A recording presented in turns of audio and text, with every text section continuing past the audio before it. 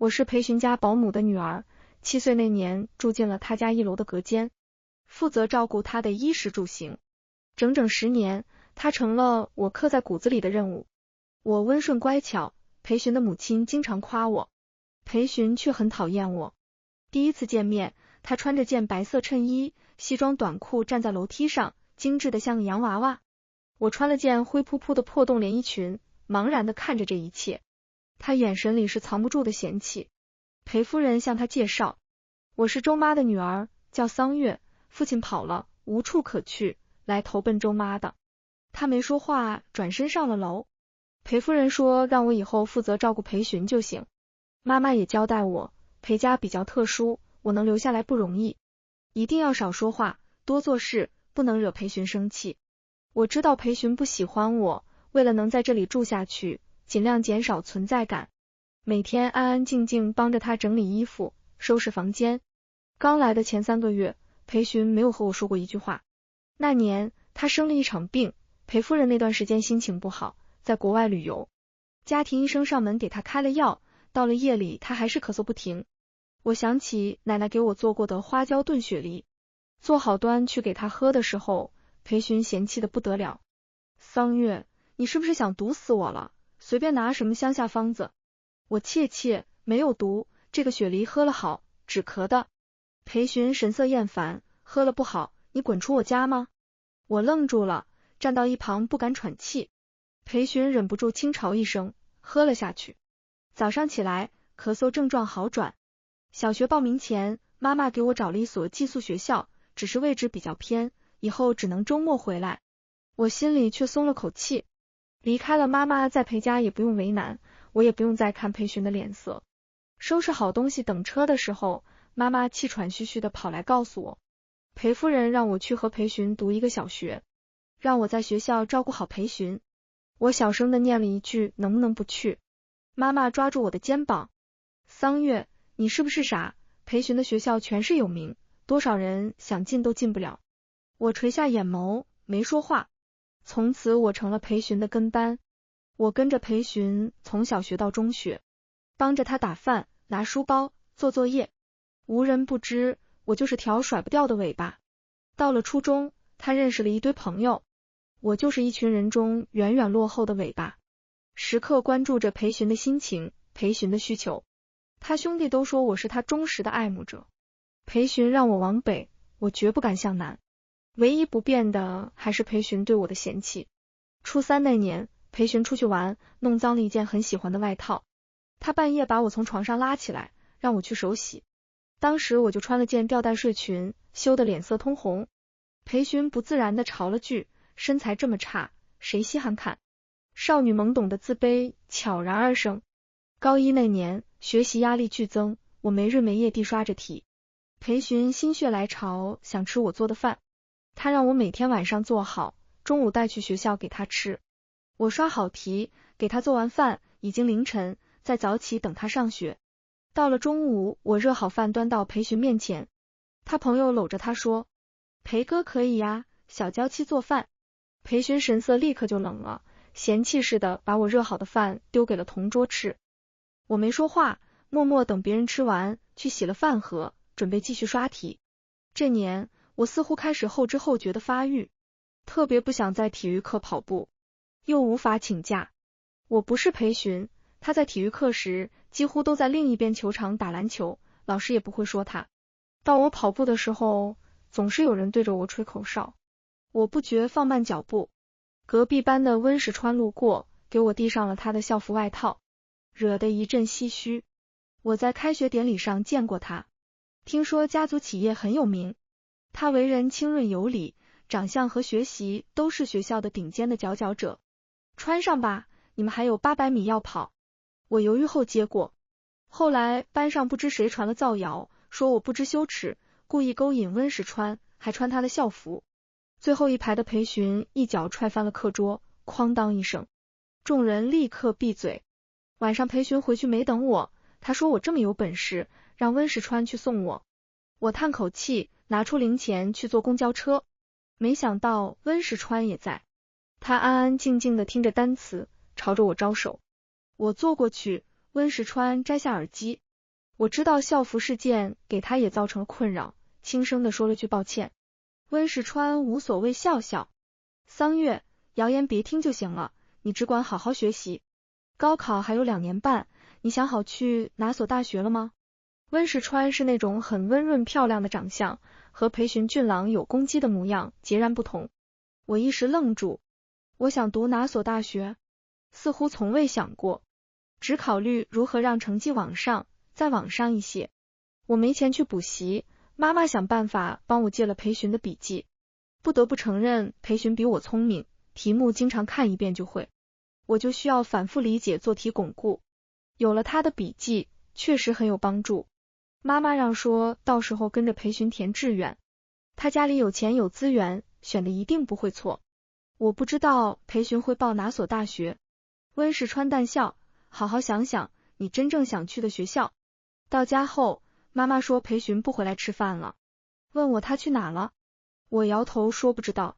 等裴寻回来的时候已经是凌晨了，他神色很倦怠，手上沾了些血迹，进门淡淡的看了我一眼就上楼了。我小声的问了句要不要上药，裴寻没说话上了楼。我继续在网上了解不同的大学，这是第一次清晰的感受到我可以离开裴寻，有自己真正想去的地方。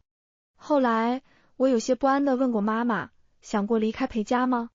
毕竟我们不可能在这里住一辈子。妈妈也有些迷茫，她说自从和我爸离婚，就一直在裴家工作。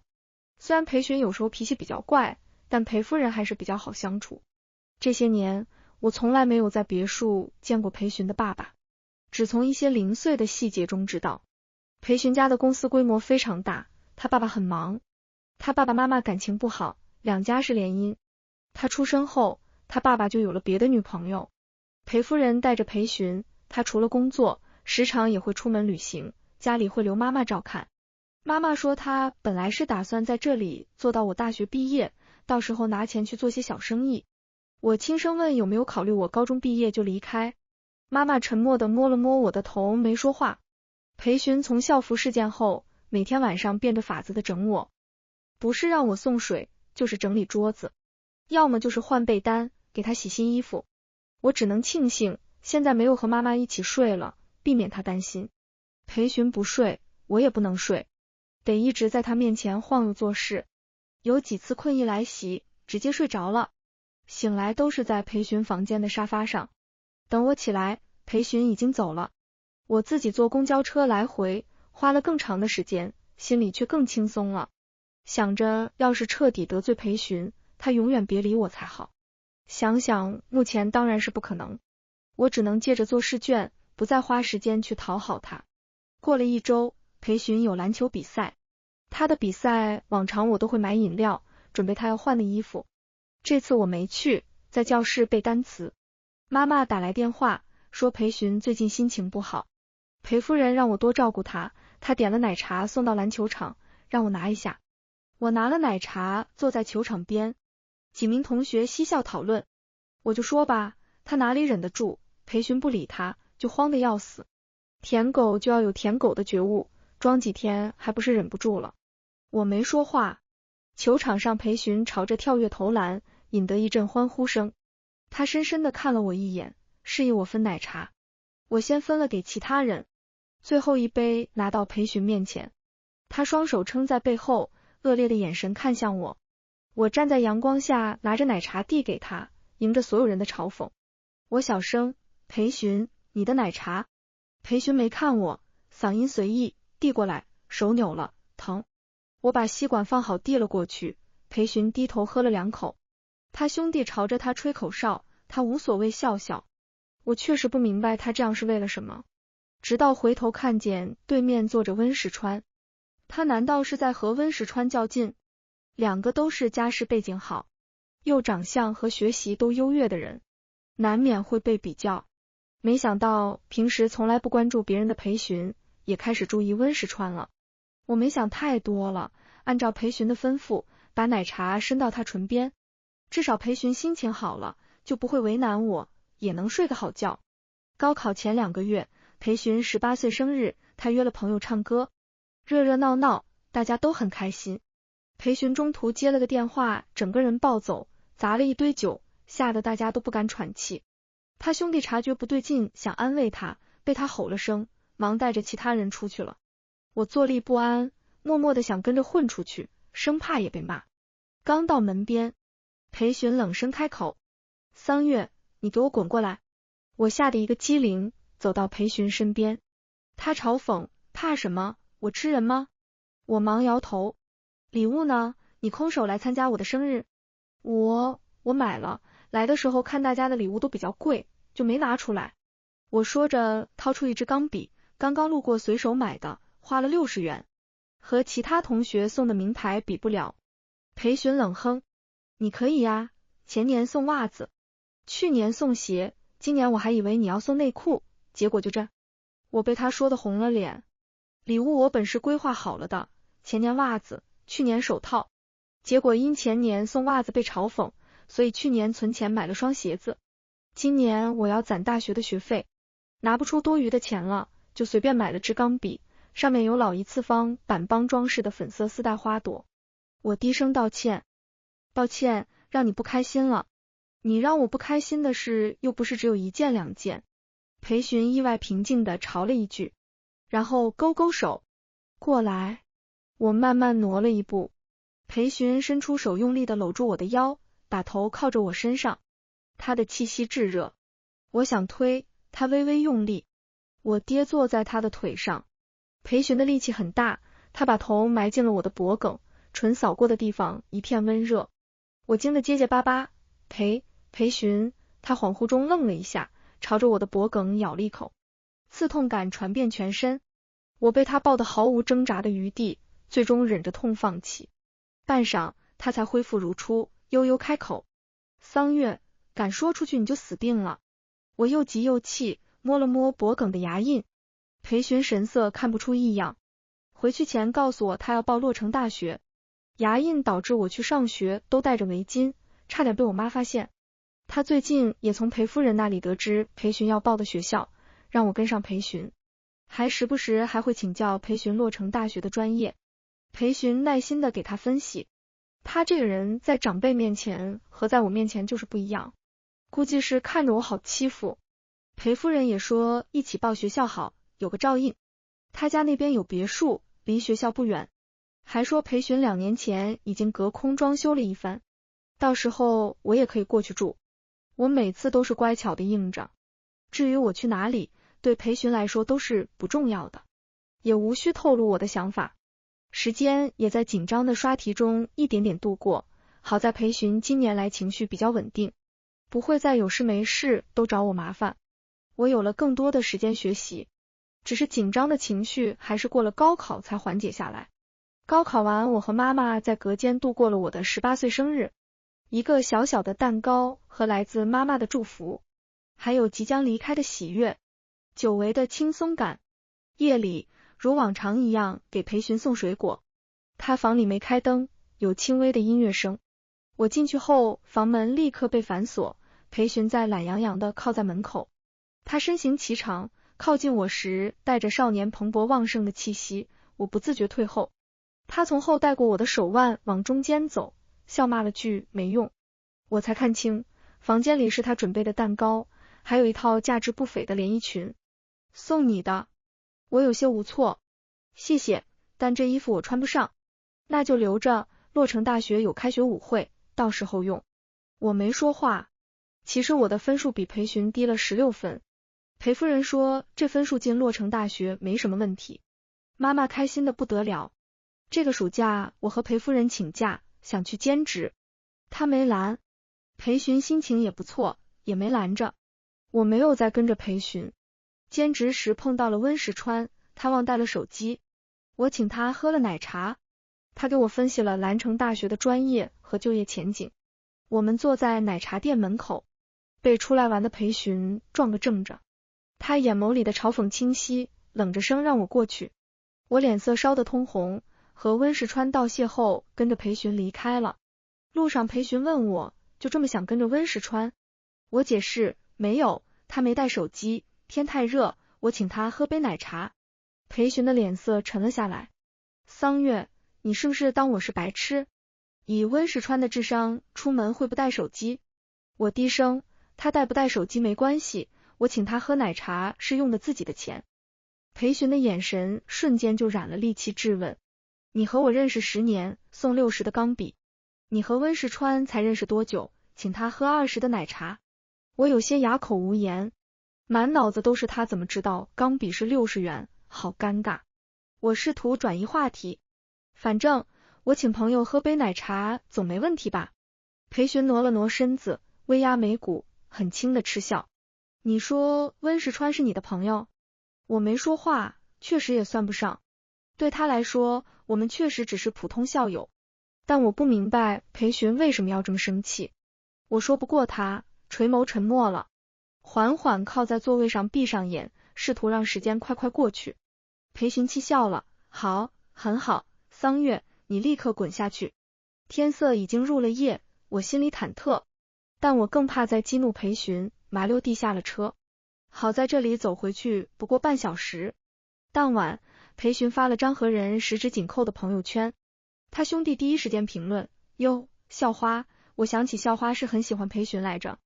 毕业了，在一起也不奇怪。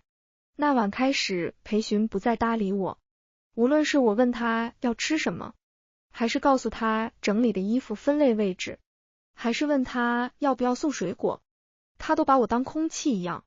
倒也落得清静。填志愿的前一天，裴寻从我房门口路过，他没叫我，让我妈妈告诉我需要填的专业。妈妈忙说好，问我听见没有。我心虚的应着。门开着，他说话我当然听得见。幼稚，我默默的把志愿换成了蓝城大学。就这么过了20天，裴寻一直没理我。我和妈妈说想提前去学校，被刚下楼的裴寻听见了。当晚他朋友组局，一群人来我兼职的饭店吃饭。包厢里，我递过菜单，他兄弟朝着我起哄，桑月，你再不哄，裴哥真和别人在一起了。就是你舍得呀？我看了眼时间，还得去前台接班，小声朝着裴寻说了句对不起，哪怕我也不知道我错在哪里。这些年我说了太多次抱歉，原因不重要，我也不记得了。现在终于可以离开了。他兄弟这才笑着劝裴寻，裴哥，反正温世川报的蓝城大学以后也见不到了，就是他家走的就是联姻的路子。裴寻脸色好了不少，他看向我扯了扯嘴角，算了，回去收拾好行李，明天一起去学校。我没问裴寻为什么也提前去学校，只是乖巧的应着，回去把裴寻的行李全部收拾好。裴寻靠在床上，嫌弃我帮他收拾的东西太多了，我又拿出来。他皱眉，桑月，你自己也是，别瞎带，到时候过去买。我点头。裴寻忽然轻扯了下嘴角，裤子呢？你还没收？我一会儿才反应裴寻说的裤子，他的贴身物品，我一向不碰的。裴寻悠悠的开口，我新买的，你去帮我都收进来。我看了眼时间，得去赶车，没时间再耽误了，果断出去收了裴寻的贴身裤子，用手指帮他放进箱子，脸上微微发热。裴寻心情不错的和朋友打着游戏。我刚推出门，裴寻懒懒开口，明天早上8点集合，别迟到。我胡乱摁了一口，关了门。等入了夜，我提着准备好的箱子离开了。裴寻不知道我的志愿从头到尾就在蓝城，还买了今晚的车票过去。宵夜的水果已经拜托妈妈替我送去裴寻房间。至于工作，妈妈前几天和裴夫人辞职了。妈妈说她上了这么多年班，也想跟着我去看看其他的城市。裴夫人没有挽留，让妈妈做完这个月。她还让我妈保密，先别告诉裴寻，等裴寻大学报到，尘埃落定再说。我上了车，给妈妈发了信息，接着犹豫的看着裴寻的微信。洛城在南，蓝城在北，从此我和裴寻一南一北，应该不会再有交集。想着便拉黑删除一条龙，心里忽然就空了，连吹进的风都是甜的了，带着自由和向往。下车才发现两城的温差非常大，已经有人穿上厚外套。我提前熟悉着学校和附近的街道，第一次有了熟悉的室友。报到后的第3天，我在学校后门的小吃街碰到了温石川，他说为了感谢我上次请他喝奶茶，今天请我吃饭。那天常年不发朋友圈的温石川意外拍了张菜品图，露出了我的手腕上的兔子发圈。裴寻看到温石川朋友圈的时候，刚在洛城报完名，他心口的位置徒增不适，只得用深呼吸来缓解。和桑月约好报名那天，他早早就醒了，下楼却没看到桑月。周妈结结巴巴地说桑月有事回老家了，他莫名的心慌了一下，随后就看见从桑月微信弹出的红色感叹号。裴寻直接气笑了，他走去桑月的房间，属于他的东西已经全部清空，离开的很彻底干脆，还透着些迫不及待的气息。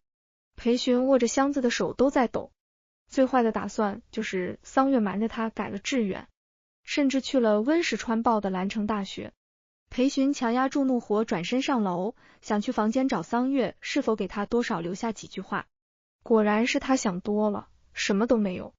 裴寻从背包翻出了证件，打算过去抓人。裴夫人端了碗水果走了过来，淡淡的看向他，来不及了，你先去洛城报名。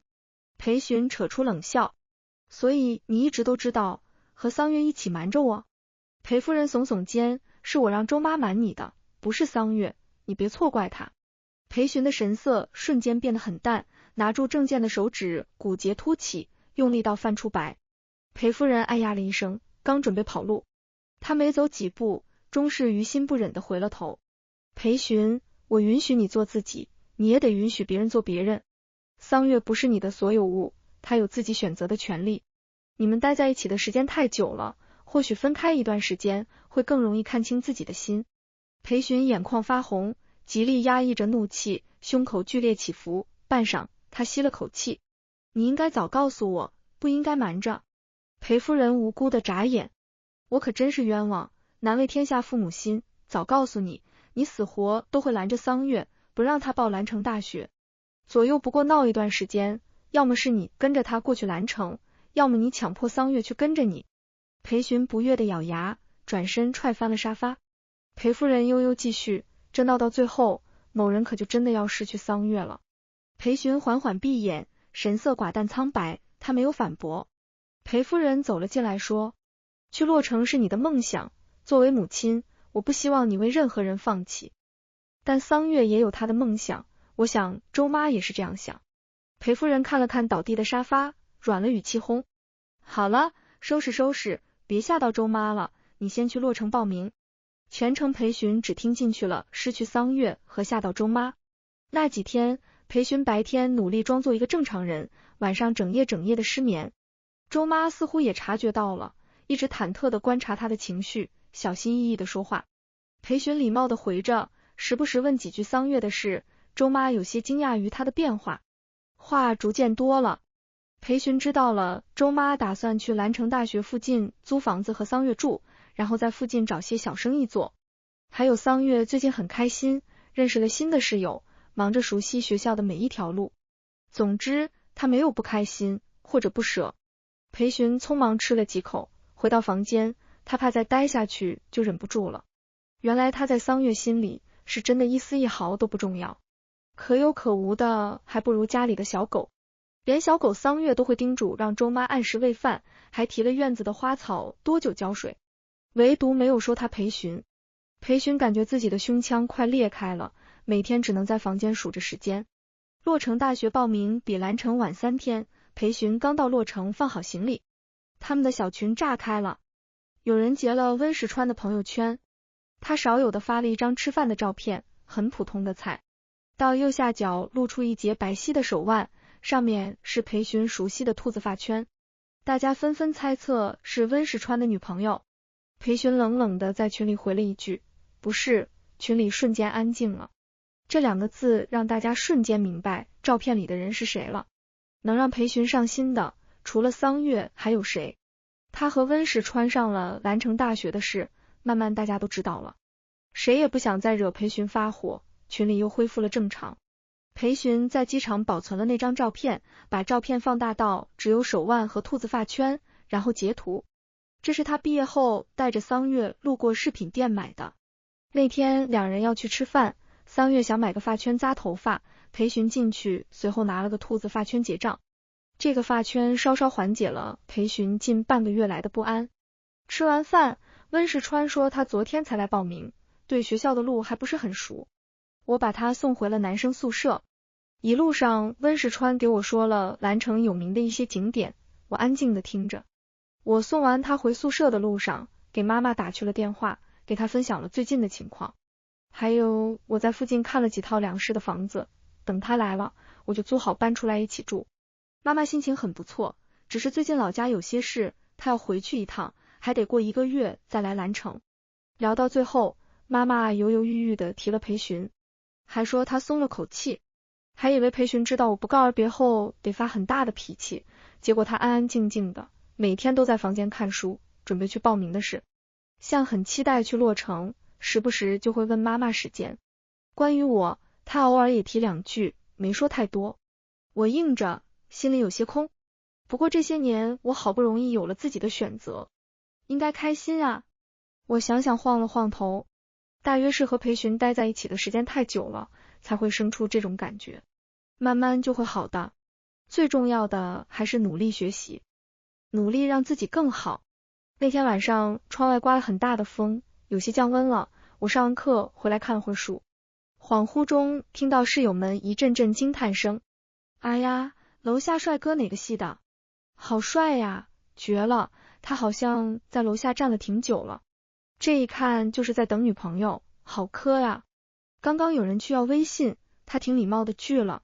和我关系最好的室友余薇拉起我去窗户边。桑月，快看，你以后男朋友就要按这个标准找。我笑着朝楼下看去，在宿舍对面昏暗的灯光下，站了个身材修长的人，周边围了几个女孩子。他低着头，这个角度正好能看见他精致优越的侧脸，说话间显得有些冷沉，没一会儿其他人便散开了。然后他缓缓抬眸，对上我的视线。我看清来人后，胸口一阵慌乱，腿有些软，握住了余薇的手。是裴寻，他怎么会在这里？今天应该在洛城报名才是。余薇看着我的反应笑了。怎么，看对眼了吧？要不我去死皮赖脸帮你要个微信。他话落，楼下的裴寻开口了，声音清冷，不大不小，2楼的位置正好听得见。桑月，能下来一下吗？接着就是余薇抱着我狂抖，室友纷纷朝着我竖起大拇指。下一秒，余薇打包我给推了出去。冲啊，桑月，没想到你深藏不露，明天我再问你情况。我有些心慌，下楼的时候特意没穿外套，是打算速去速回的。裴寻好像又长个了，我尽力收起紧张，轻松的和他打招呼。裴寻，你怎么来了？来找朋友的吗？裴寻没说回话，眼眸深深的盯着我，随后轻声问，我饿了，能不能带我去吃顿饭？他是在反问我。从前裴寻对我都是理所应当的安排，他好像没有反问过我，从让我下来和去吃饭，很奇怪的感觉，就像在公司上班久了，一向霸道专制的总裁忽然开始变了。我不知道怎么拒绝，他跨千里而来，难道就是为让我请他吃顿饭？请吃饭倒也无所谓，不过我已经约了余薇。抱歉，我约了室友吃饭。余薇从我后面冒了出来，手里抱着我的外套塞了过来。他热情地朝着裴寻挥手，帅哥，我是桑月的室友余薇。裴寻礼貌回应，你好，裴寻，我是桑月的高中同学。余薇朝着我挤着笑脸，我就是来说我没空了，得去见男神，抱歉了，宝贝。我点头。余薇的男神他喜欢了很久，比较重要。他走后，我穿上外套，带着裴寻往小吃街走，盘算着租房的钱，看能带裴寻吃些什么。到了后街，他看到了一家店，走了进去，我才发觉是我和温石川吃的这家，价格倒是挺实惠的，味道也行。他就连包厢都选到了同一个。吃饭的时候，裴寻吃的很少，一直在玩手机，我本着不浪费的原则，吃的有些撑。饭后，我问裴寻什么时候回去，他放下手机，徐徐开口，都不问我来做什么，直接问什么时候回去。我低声，宿舍楼下问过了，你没回。裴寻眼眸微晃，我这时候才看清他不光高了，还瘦了，脸色也是不是很好，看起来像是病了。裴寻缓声，来办事，明晚就走。我轻轻的嗯了一声。出去的时候，裴寻站在饭店门口等我结账。他没有像高中一样不耐烦，嫌弃我动作慢自己去结账。我请他吃了顿饭，瞬间感觉底气都足了。花费169元，对我来说算是大餐了。吃人嘴软，裴寻应该也不会说出什么难听骂人的话了吧。我暗暗松了口气。不过走去哪儿，裴寻没说。我带着他在学校漫无目的走，裴寻一路上都在拍照。篮球场、荫林小道、特色建筑，还有我。看到裴寻举起手机拍我，我退后几步。没化妆，差不了多少，反正都长这样。我反驳，没有呢，余威都说我化妆更好看。裴寻忽然散漫的低声的笑了。来兰城才几天，开始化妆了？等我们在荫林小道即将转弯的时候，裴寻忽然从后圈住了我的腰，我猝不及防的跌入了他的胸膛。我屏住呼吸，感受到来自裴寻身上强而有力的压迫感，还有他打在我脖颈的气息，温热的、热烈的，还有危险的。我哆嗦的想挣扎，被裴寻紧紧抱住，一时间不知道该说什么。我想过他会嫌弃我，对我，唯独没想过他会抱我。他身上的气息很淡，很好闻，我觉得自己可能有些不正常了。这时候去闻裴寻身上的味道，我颤声，裴寻，你放开我。裴寻似乎没了力气，不放。我腿麻了，再坚持一下。我坚决，不行，你快放开。桑月，我病了。裴寻声音很轻很淡，透着疲惫。半个月没有好好吃饭，还睡不着，发烧。那你应该在洛城看医生，那边医疗很好。裴寻缓缓吸气，自嘲苦笑，你还真是一点也不在乎我呀。我没说话，腿是真的软了。裴寻刚放开，他握向我的手腕，微用力带我转身。瞬间，他温热的唇贴了过来，我惊得僵在原地。裴寻的吻逐渐变得凶狠，我挣扎退后，被他扣住脖颈贴近，炙热的吻得更深。我猛地推开裴寻，给了他一巴掌。他被我打得偏过头去，神色毫不在意，骨节分明的手指抚上了微红的唇。我感觉自己的脸已经烫得快要熟了，想要骂人的话到了嘴边。裴寻低声道歉了。对不起，这是裴寻第一次正式的给我道歉。以往都是我生气又不敢说，他发觉后又会轻笑的说，那抱歉啊。我有些无语。裴寻，道歉有用的话，他软声打断我，那你亲回来报复我。我抿唇，气得不知道说什么好，丢下裴寻往宿舍走。他在我身后喊，桑月，我明天晚上的飞机，来送我好不好？我没回头，也没回话。回到宿舍我失眠了，早上起来唇还微痛。余威看着我一副懵懂的样子，缠着我说裴寻的事。我简单描述了照顾他的那些年，他是雇主，我是小小打工人。余威笑着看向我，桑月，你不会真的以为他只是把你当跟班吧？他明显是喜欢你呀。你说裴寻喜欢我？怎么可能？他对我的嫌弃更是常常挂在嘴边。昨晚或许是气急了，我模糊的让他以为我会去洛城，他生气罢了。余威见我不信，他搂住我，我保证他一定是喜欢你，不过他这性格确实奇怪，或许嫌弃也是他在乎你的一种方式。我有些累，那这种喜欢大可不必。下课后，我打开朋友圈，看到裴寻的兄弟发了一张截图，配文666。截图里是裴寻的朋友圈，他发了昨晚和我吃饭时拍的菜品，里面露出了我手腕上的兔子发圈。不知道裴寻什么时候拍的，我还以为他那时候全程在玩手机。我有些恍惚，这照片连角度都很像温世川拍的那张。我关掉手机，温世川正好路过来打了招呼，他问我裴寻来了吗？要不要一起吃饭？我如实说他今晚要回去了。温世川点点头，他看见我的嘴唇的时候愣了下。我有些尴尬，昨晚不小心撞到了。温世川淡笑，听说洛城大学挺忙的，没想到裴寻还有时间过来。我没说话，笑了笑。下午接到了之前看房的房东电话，他这套房离学校很近，装修也温馨，只是有些超预算，还在犹豫。房东说他准备要搬去别的城市，这套可以再优惠些租给我，但是要签4年合同，押1付1。4年倒是没问题，学校附近人流量大，妈妈过来做生意也方便。而且押1付1真的很少能碰见。我下课就过去签了合同，高兴的给妈妈打了电话，她说月底就过来。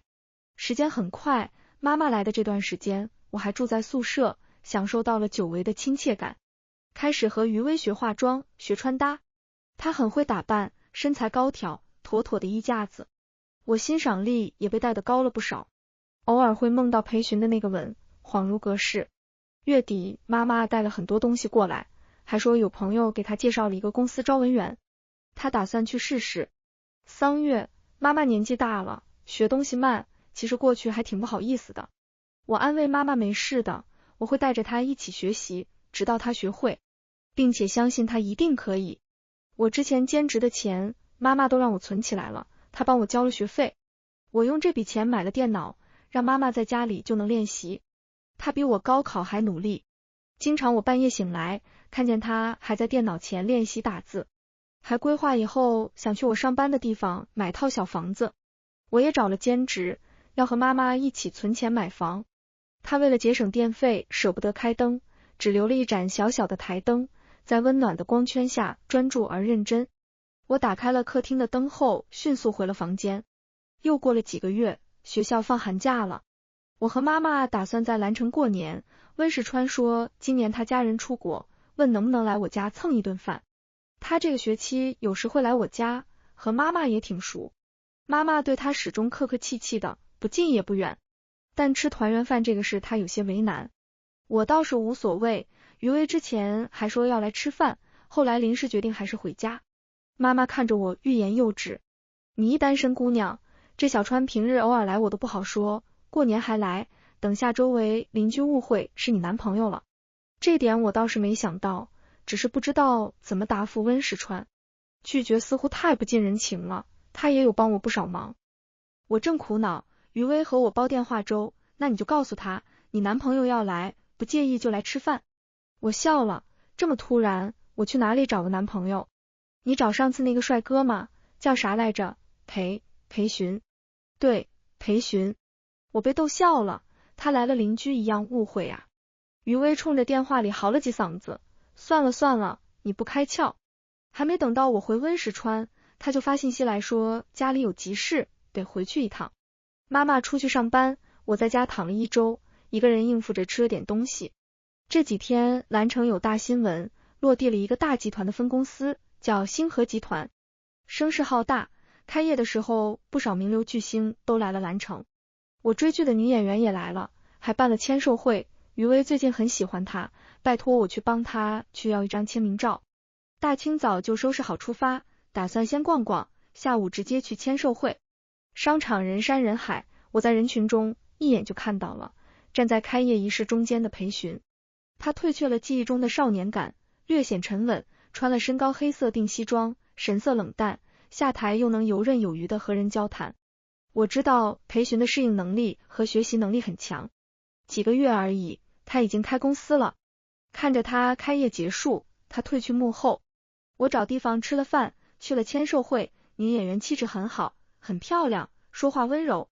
我小声的请问能不能帮加上朋友的名字，他耐心的答应了。给余薇拍过去的时候，他激动的不行。出了商场，我准备去坐地铁，路过一条小巷前，看见裴寻低着头站在路边的豪车旁。他似乎是察觉到我的目光，突然回头，我一时不知该打招呼还是当没看见。上次接吻的尴尬期后，几个月没见了。裴寻上前朝着我递过来一个东西，是女演员的签名照，上面是我的名字，祝福是天天开心。刚刚来见你在排队签名，只要了你朋友的。我是挺想要的，不过现场人多，我也不想耽误女演员的时间。我接过，谢谢。他缓声，桑月，我饿了，能不能带我去吃饭？他们公司这么大，都不给老板管饭吗？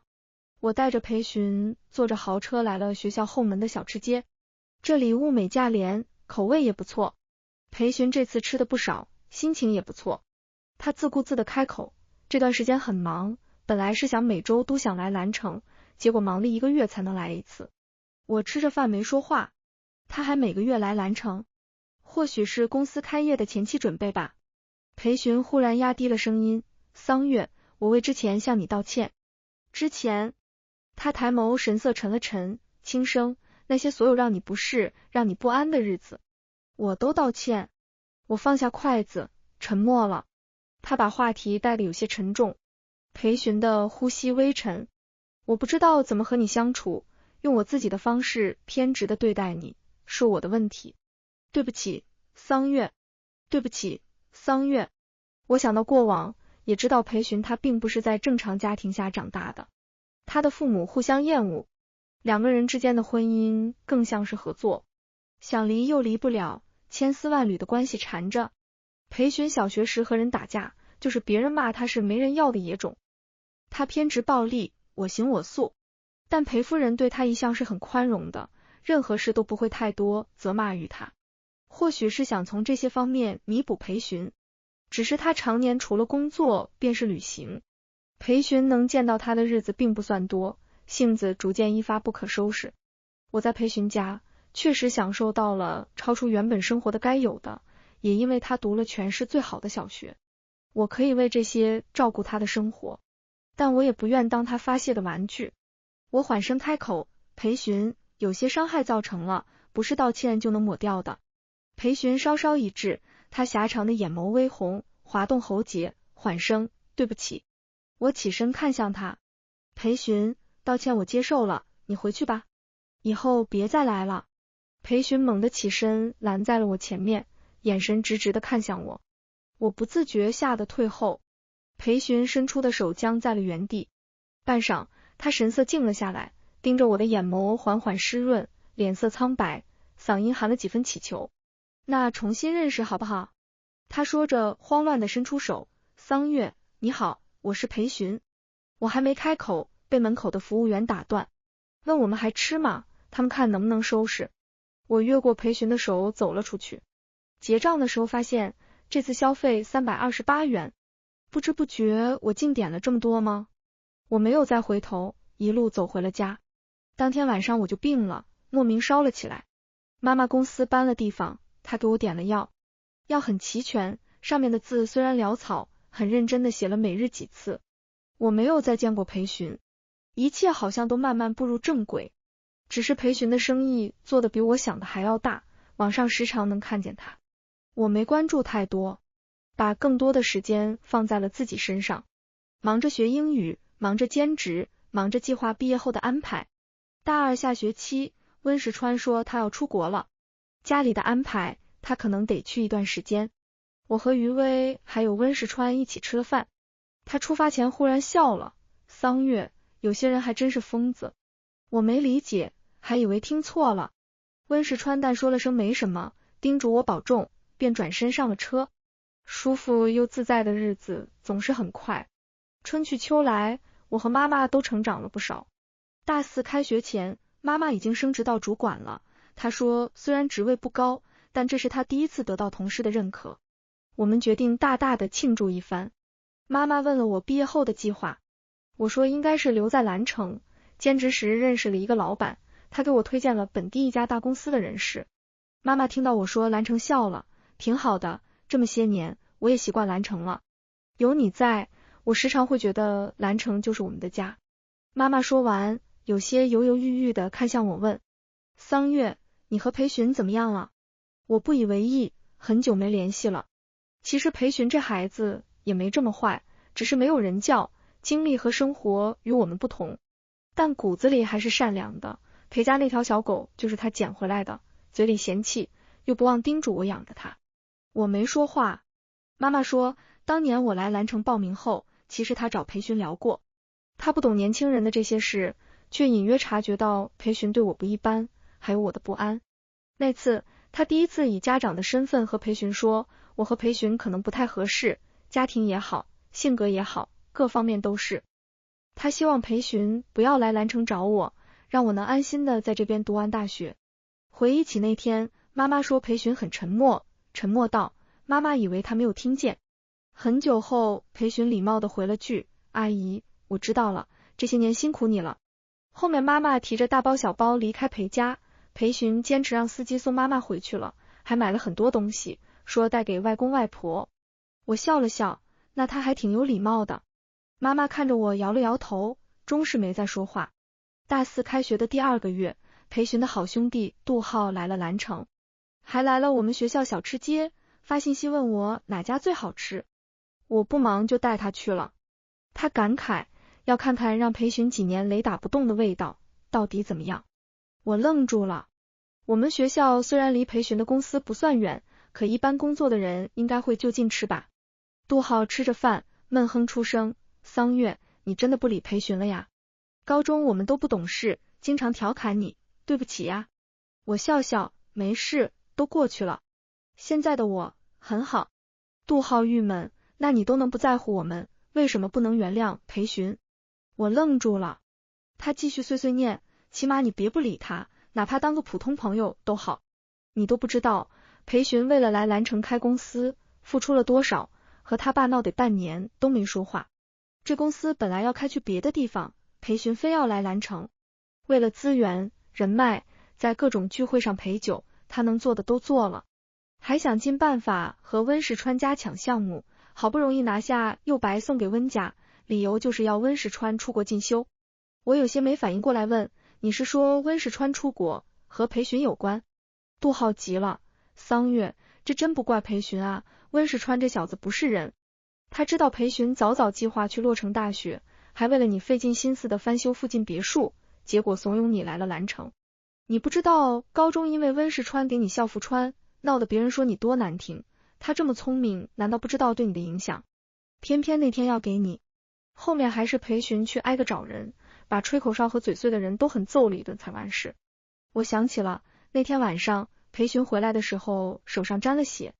我沉默了。杜浩叹气，裴寻什么都好，就是吃亏在不会说话，不会表达。我实话和你说吧，当年他发朋友圈十指紧扣的手，不是校花的，是你的。我回去路上只觉得晕晕沉沉的，唯一能想到我和裴寻独处，他还能在我不知道的情况下拍照。只有他因为我请温世川给我校服的事生气，让我一直做事，最后累得在他房间的沙发上睡着了。他是不是有病？我有些气，还无语。不光脑袋疼得厉害，还浑身乏力。到了楼下，看见妈妈从裴寻的车里下来，他手里提着东西，本来要上楼，看见我的后，和妈妈道别离开了。妈妈回家后也有些心虚，她小声告诉我，是裴寻建议她可以先当文员，摆摊的话太辛苦。不过工作不是裴寻，是裴夫人给她介绍的。妈妈看我皱眉忙说，升职都是你老妈自己努力来的，可不关她的事。还有今天真的是偶遇，她看我东西太多才送我的。我叹了口气，工作的事我当然知道，妈妈为了这份工作付出了多少，我都看在眼里。只是裴寻还真是瞒着我做了不少事，我不想再去想了。